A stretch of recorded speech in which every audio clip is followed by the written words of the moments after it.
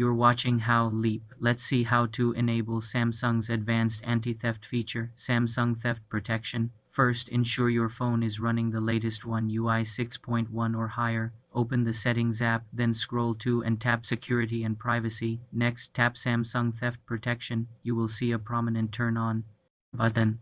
Tap it. You will be asked to verify your identity using your phone's PIN pattern or biometrics. Once verified, theft protection becomes active. This feature works by adding extra layers of security that activate if someone steals your phone and tries to misuse it. It locks your Samsung account to the device, preventing a factory reset without your credentials. It also adds a second PIN that is required for certain sensitive actions like changing critical security settings.